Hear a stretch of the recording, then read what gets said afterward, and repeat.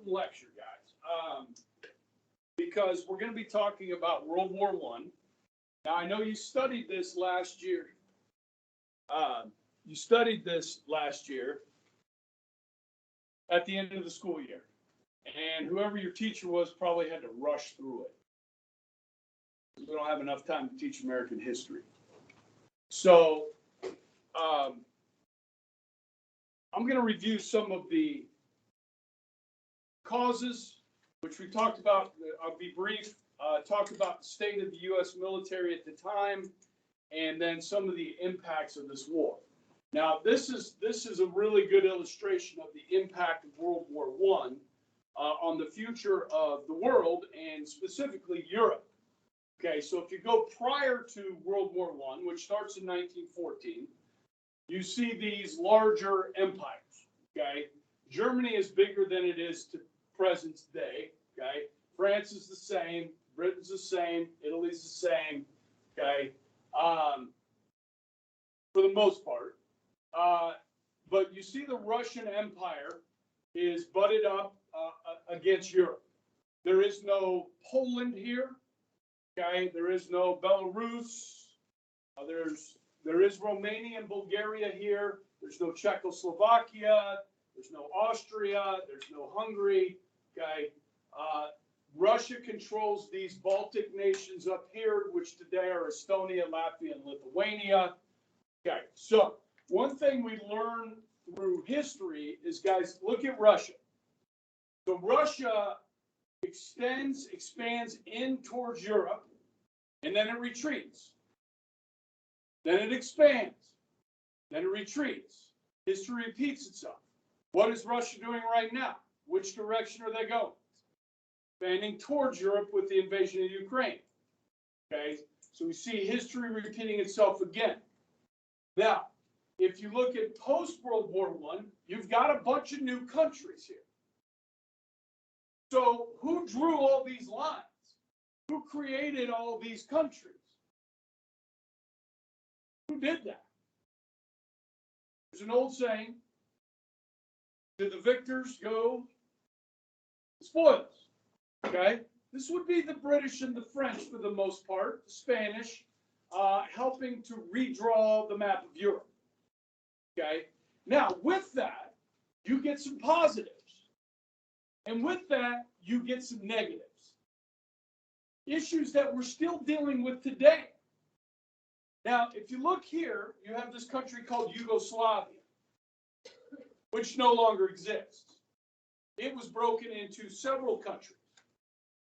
So when you created Yugoslavia, what you did was you created new majority populations and new minority populations.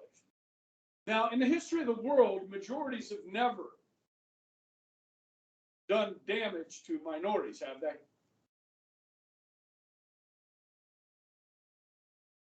Look at our country, right? Slavery, yeah. Discrimination, yeah. Now, a lot of this is religious, but it is also ethnic. So you got a lot of different ethnicities and religions in here, okay, which is going to create new problems. For instance, when this broke apart, Yugoslavia broke apart, they created Bosnia-Herzegovina. In a region of Bosnia-Herzegovina is called Kosovo. And in Kosovo, there's a large population of Muslims, where in the country as a whole is dominated by Christians. And in the 1990s, the Christian military leader of Bosnia-Herzegovina started to ethnically cleanse the Muslims in Kosovo. This is in the mid-90s, 1990s in Europe. Ethnic cleansing. How do you do ethnic cleansing? You separate the men and the women. You kill the men. You rape the women. Mass graves in 1995 in Europe. Byproduct of how these countries were drawn. These borders were drawn. Okay? Some of these will lead to conflicts in World War II. That will help lead to World War II. For instance, Germany is going to lose some territory here, okay? And it's going to displace German-speaking people in the country of Czechoslovakia that Hitler will use as an excuse to invade Czechoslovakia. Okay, about 3 million people of German ancestry living in this region of Czechoslovakia. Okay, so there are big repercussions here. And I think I also told you after World War I, they redrew the map of the Middle East. So the current structure with Iran, Iraq, and these other were all redrawn after World War I. And then after World War II, the state of Israel was created, which just threw a wrench into the whole thing. Okay, 1948. All right, so this has big repercussions to this day. All right. So when World War I started, we talked about causes, isms, right? Militarism, nationalism,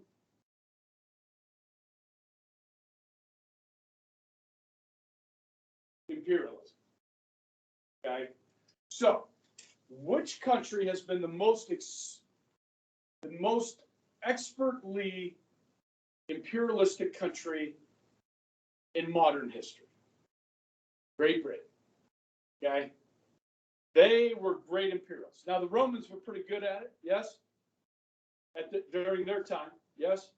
Genghis Khan, he did his thing. Okay, Vikings did a little imperialism. Okay, you got a lot of imperialism, but the British were good in the modern world. Okay, if you look at Africa, Africa was divided up. South America was divided up between the European powers.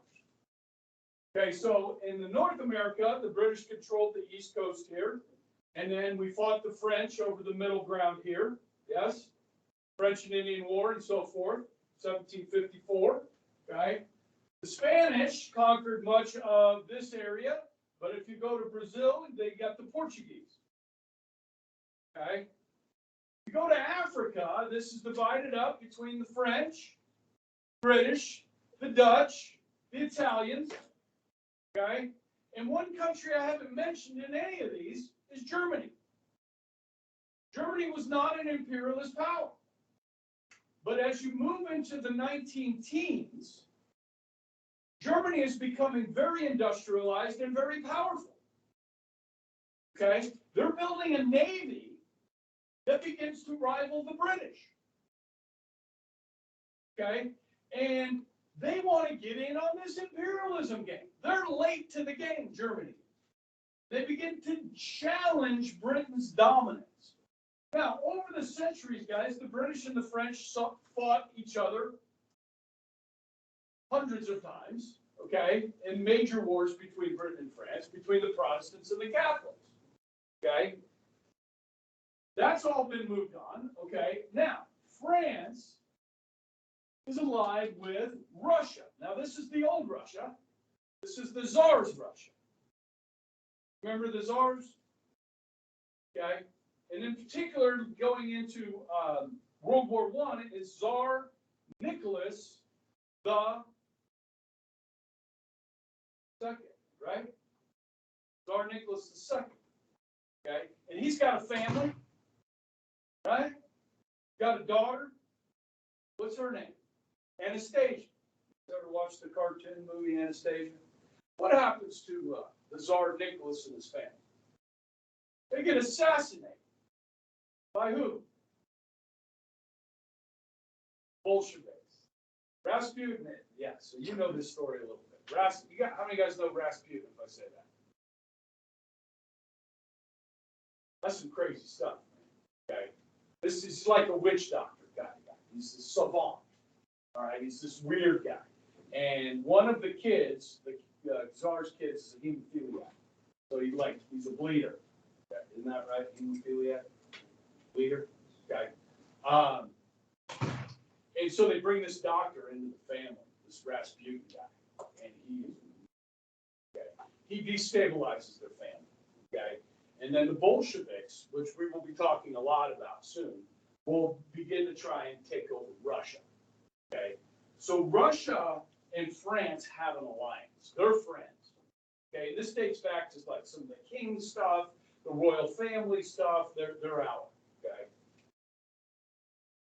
The French and the British are getting along by this point. They're not allies so much, but as Germany expands, and then you have this Austrian-Hungarian Empire, okay? So what you have are two alliances. Here on the sides, and then here in the middle, the Central Powers. Now the Ottomans, which are the Turks, okay? And you guys studied the Crusades, right? Did you studied all that where the Muslims came into Europe, okay, and then the Christians tried to kick them out, right? But we didn't kick them out of Turkey, okay? We kicked them out of Spain. That was the big one, right? You know, and so I don't know how you guys feel about the Crusades, how your teacher taught that. Was it violent? Yeah. It was violent on both sides. Okay, it's really about survival of your religion. Okay, and each side wanted their religion to survive. Did they do some horrible things on both sides? Absolutely. Okay, we were not so civilized. Okay, Christians or Muslims. Okay, so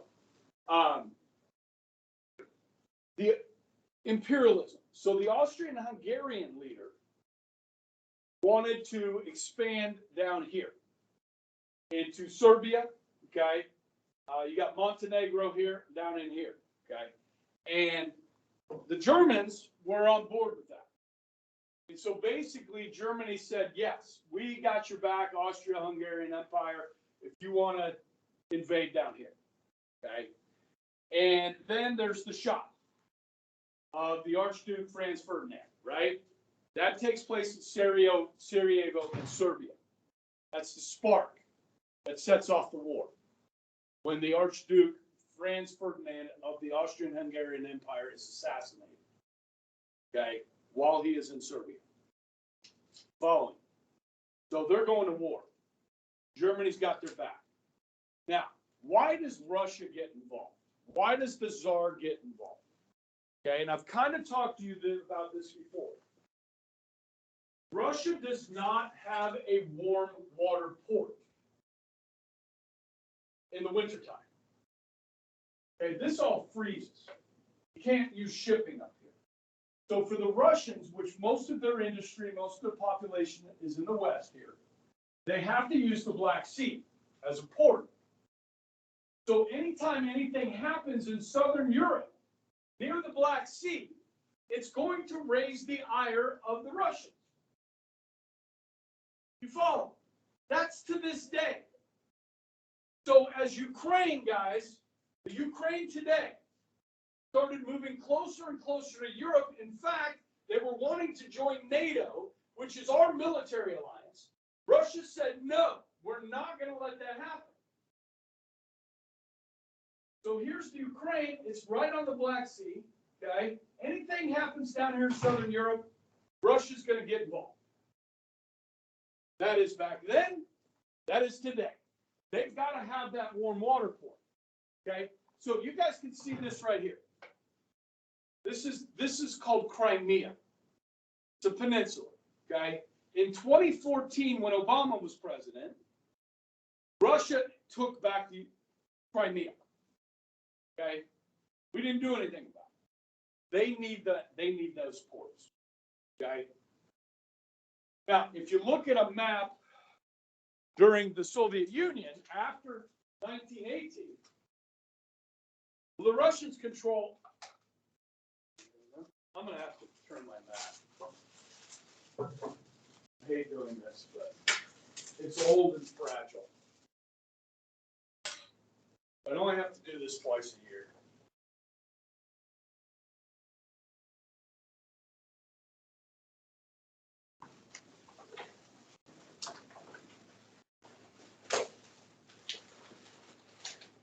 Easy, boy. Easy, boy. All right. They don't make them like they used to, guys, so I'm keeping this one until I retire. These are good maps. Look at Russia. It's in pink, okay? So the Ukraine is here. Russia controlled all of this, okay? In 1991, when Soviet Union collapsed, all these countries broke away, including the Ukraine, Georgia, Turkmenistan, Uzbekistan, Kyrgyzstan, Czechostan, okay, Azerbaijan, Kazakhstan. They all broke away, became independent nations, okay, including the Ukraine. Now, there were some deals made, okay? Ukraine gave up their nuclear weapons, and they went to Russia, okay? Russia promised not to invade Ukraine. Over the years, the United States made the promise during the Cold War that Ukraine would not join our military alliance known as NATO. Okay? Well, both of those promises have been broken. We started considering Ukraine to join our alliance. And Putin said no. Went back on your word. So he is now invading. Okay? Trump says he could end this war in 24 hours in Ukraine. And I believe him. All it takes, guys, is to say Ukraine will never be in NATO. We're not going to allow them to join our military. Okay? But they're going to be an independent country. Now, see, remember when I talked about in Czechoslovakia there being German-speaking people in Czechoslovakia, and Hitler used that as an excuse?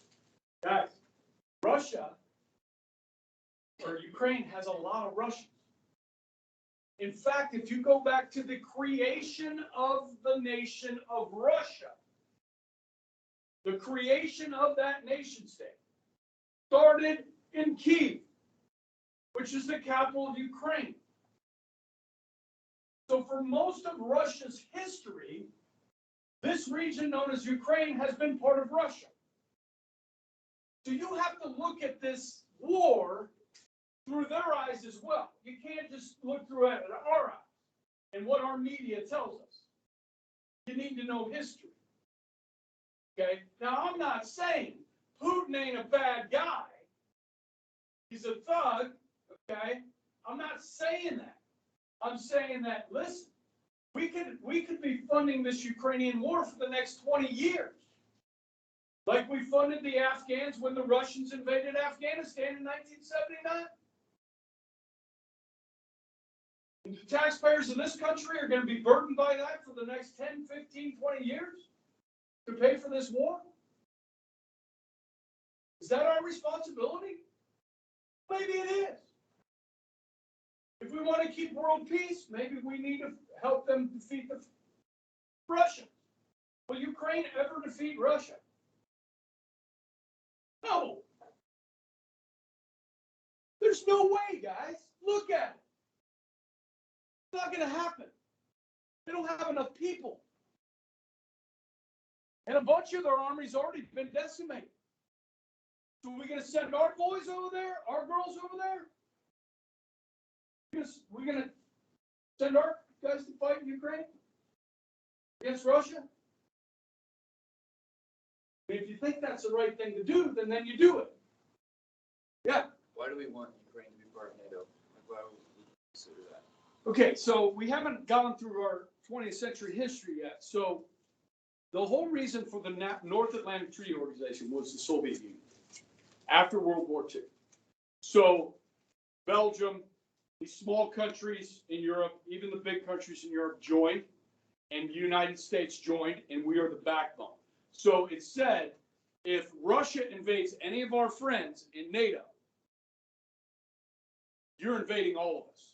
It's all for one for all. It's the first ever military alliance in American history. It's what George Washington warned us never to do. Now, in my opinion, NATO has been a magnificent success. We have not had a World War III, in large part due to NATO, because NATO is powerful. And so when you join NATO, you have the backing of the United States, Britain, France, Germany, all of them. Okay? So over the years, guys, Poland joined. Okay? Romania joined. These are former Soviet-controlled countries. And then when Ukraine broke away, in 2009, we started saying, okay, what about the Ukraine? And they're like, yeah, we want to join. We want to join. And Russia's like, no. Because they're worried about that warm water port in the Black Sea. Duh! You ought to know that. So we kind of shot ourselves in the foot by bringing Ukraine into NATO consideration. Because we also brought the country of Georgia into NATO consideration, which is down over here, and Russia invaded it. They said no, and they invaded it. Like, okay, all right, they really don't want that to happen. So is it that important to us that Ukraine joined?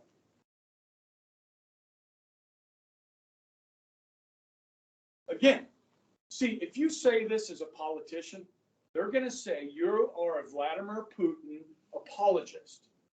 Okay? Oh, well, you must be a Russian bot. You must be, Russian sympathizer. No.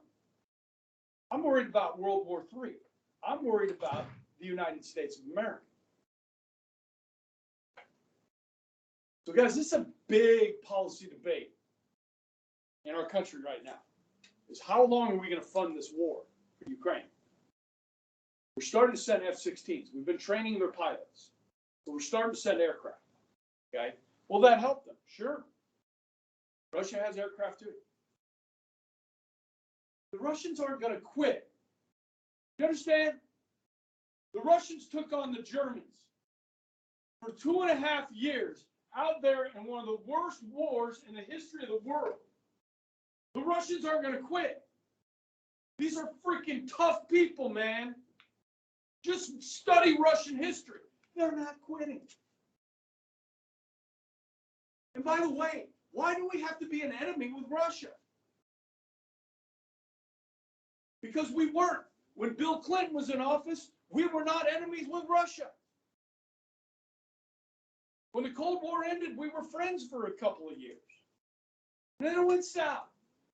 There's a way to deal with that without going to war. Just put me in charge. No, I won't get elected. Okay. So, where do we go from here? I did want you guys to understand what's going on with Ukraine, okay? Because that is very impactful today. Okay. All right, so you got your causes. It's an arms race. Militarism, arms race, okay?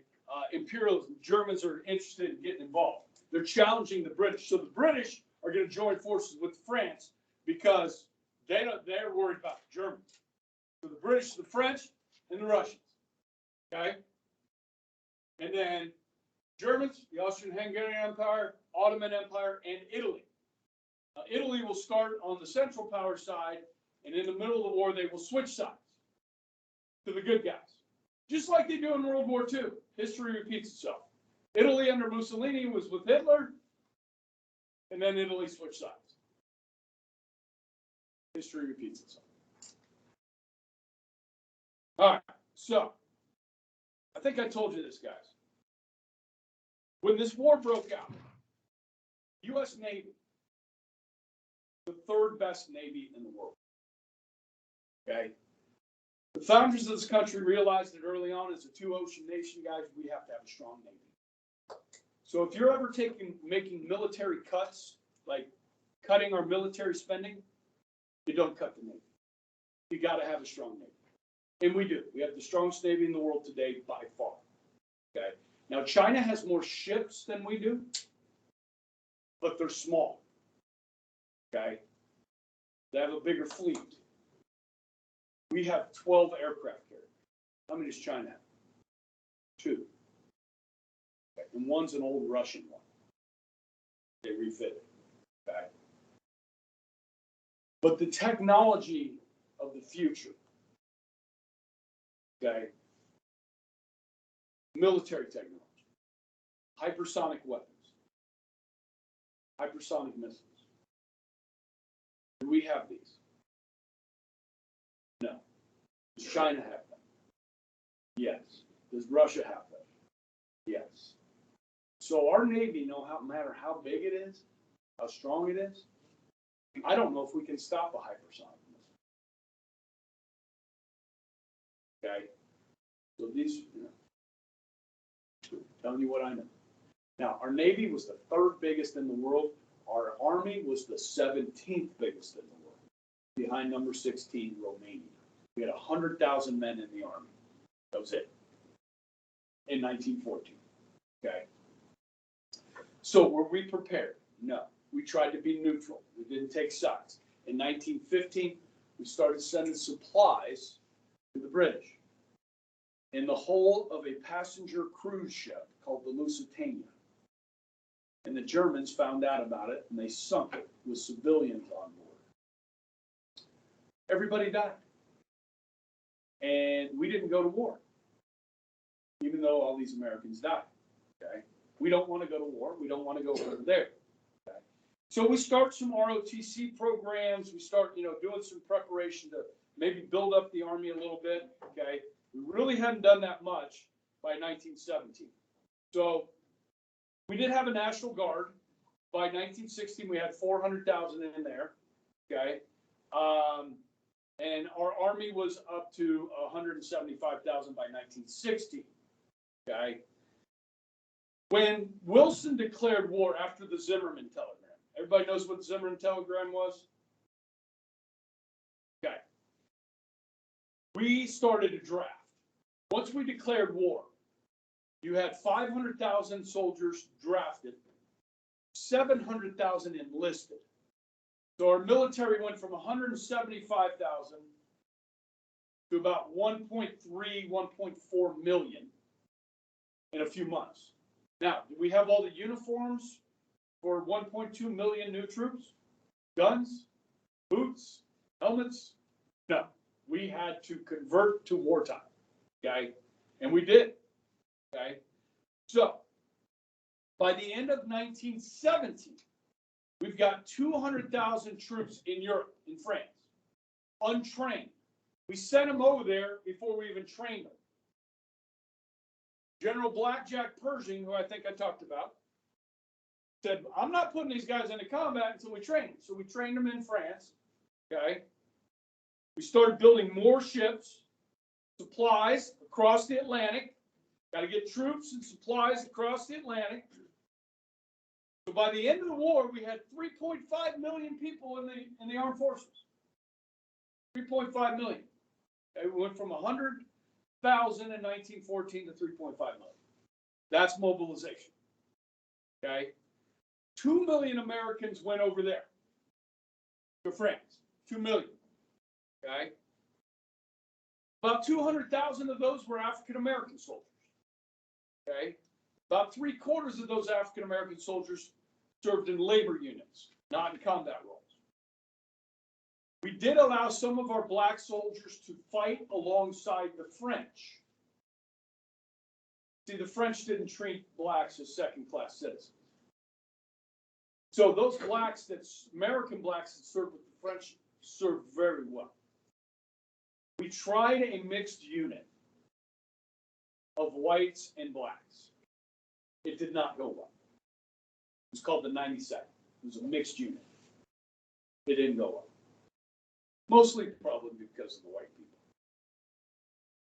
Just being honest, right? I mean, black people were probably happy to be there and were willing to serve, and the white people were like, why in the hell are these people here? That type of thing. All right. So the United States asked for its own kind of front where we can fight. Others, we will join the French and the British. Okay. So obviously, with World War I, guys, the technology of warfare had improved immensely.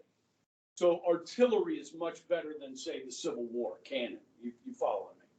It's much more effective. And then your guns are better. Your standard issue weapons are better, and your machine guns are much improved. So you guys know they had machine guns during the Civil War, the ones where you had the big crank on that, like that, okay? Well, by this time, the machine gun has been not perfected, but it's much better, okay? And we have a lot of them. Civil War, we didn't have a lot of machine guns,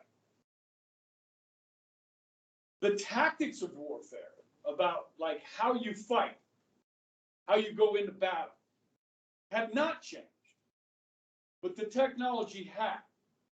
So if you're fighting linear, what are called linear tactics, where you line up on a battlefield like they did in the Civil War, or during the American Revolution, they line up on the battlefield and you shoot at each other.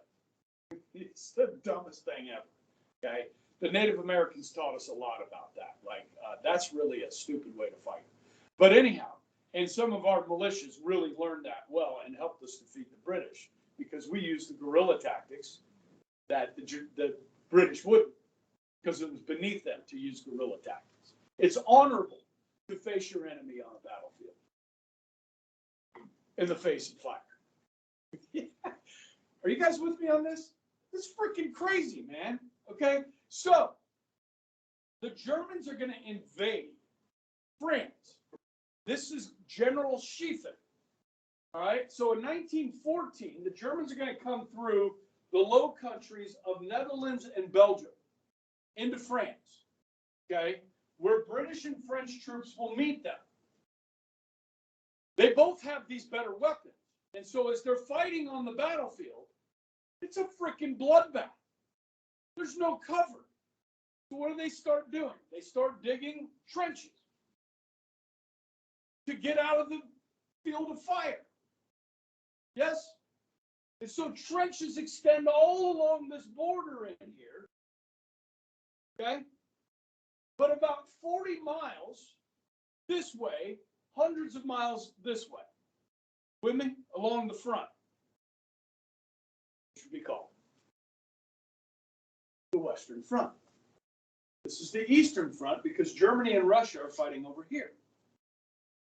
90% of Germany's forces were on the Western Front. Only 10% of the German forces were on the Eastern Front, where the Russians were. Okay? And so it settles into this trench warfare. And it really doesn't move over the next 4 years more than about 40 miles, one way or another. They're just set in these trenches. And the casualty numbers are crazy. So the artillery happens, okay? So you've got all this artillery. So you're going to send it over to German trenches for 24 hours straight, 48 hours straight. You're shelling the other trenches. Now, I don't know if you guys have ever heard of a thing called shell shock. You want to watch something really gross, like inhumane? YouTube, look up shell-shocked soldiers of World War I. It's devastating to watch what this does to a human being in their brain, their psyche. Okay? Some people can handle it, some people can't. But in that trench, you would dig a room into the side, okay, so that you didn't get hit by the artillery. So this artillery shelling wouldn't kill a lot of people because they would hide. It would kill people, but not a lot. But you think it's killing people because you've shoved them for 48 hours straight. So now you think you have the advantage. So you blow the whistle, and your guys head out because you're going to go take that trench. The German trench. You got the advantage. You hadn't killed them. So they open up their machine guns as you're running across no man's land, and you're getting mowed down. And it stops. And then they shell you, and they think they have the advantage. They come out of their trenches, and they haven't killed all of you. You bring in the reinforcements, and they get mowed down in no man's land. It's crazy. Let me share some numbers with you.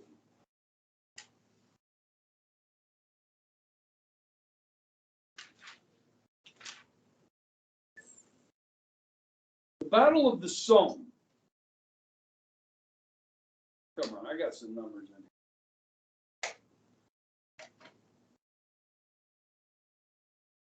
here. Maybe I gotta go to this other book. Sorry.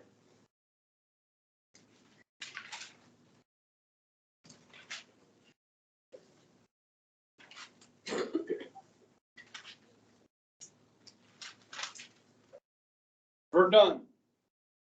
Battle of Verdun, 1960.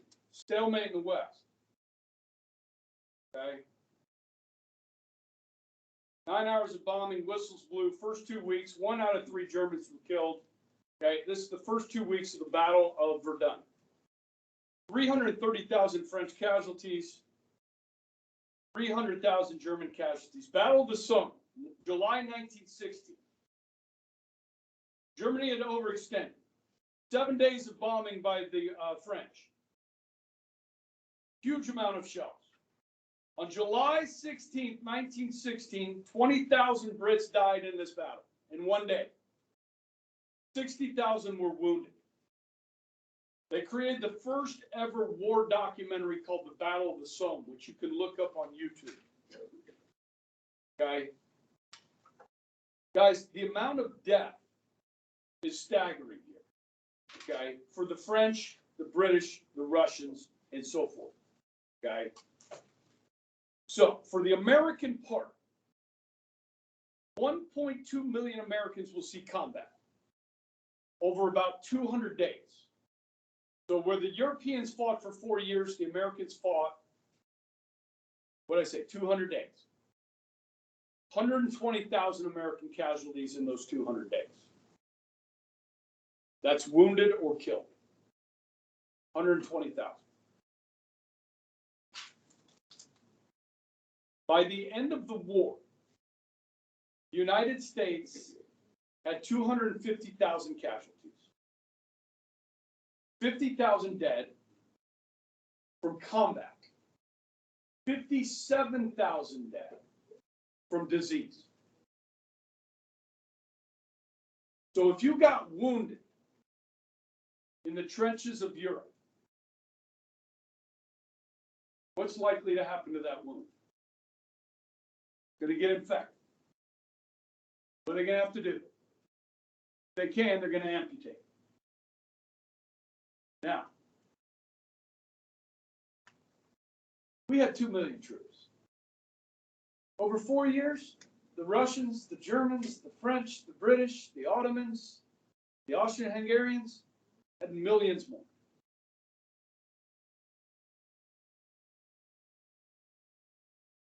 I'm going to give you the number of dead for each country during World War I. This is dead, not wounded.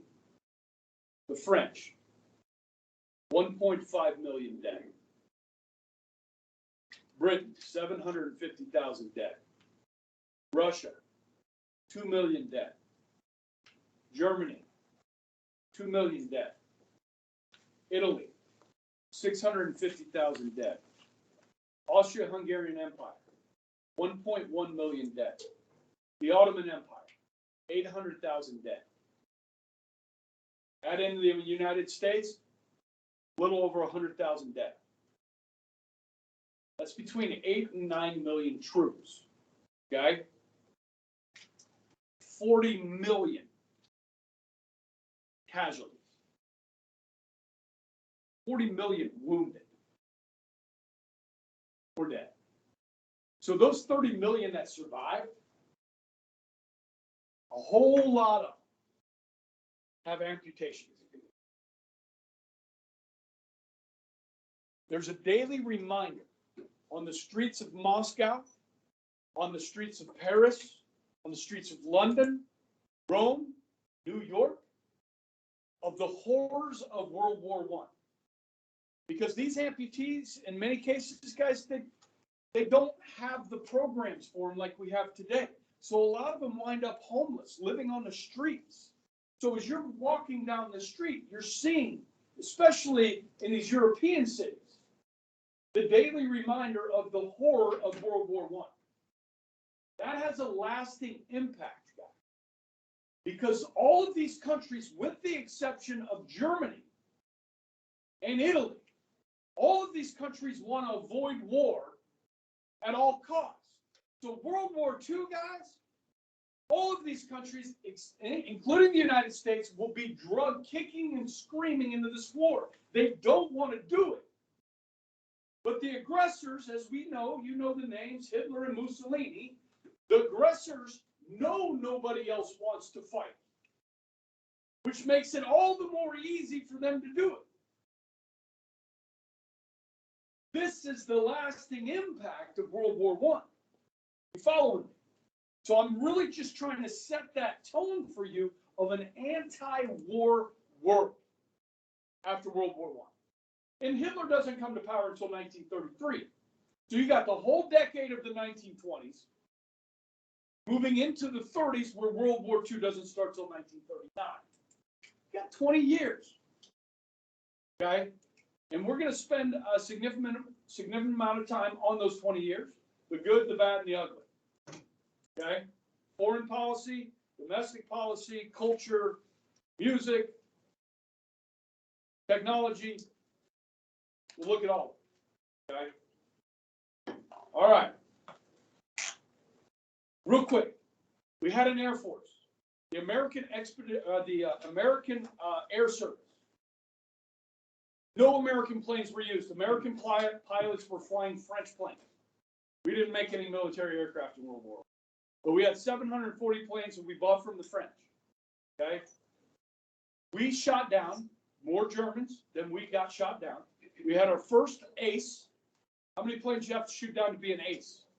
5. His name was Billy Mitchell, America's first ace. Okay? And I'll be talking about Billy Mitchell because he plays a big role moving forward, okay, when it comes to air power. So we lost 231 planes. We had 740. We lost 231. We destroyed 730 German aircraft. So the American pilots did well flying French planes. So if you look at that poster on the left, those are World War I aircraft. 0 of those planes are American. We got some catching up to do. Don't you think? When it comes to air power? Hopefully you found that kind of interesting.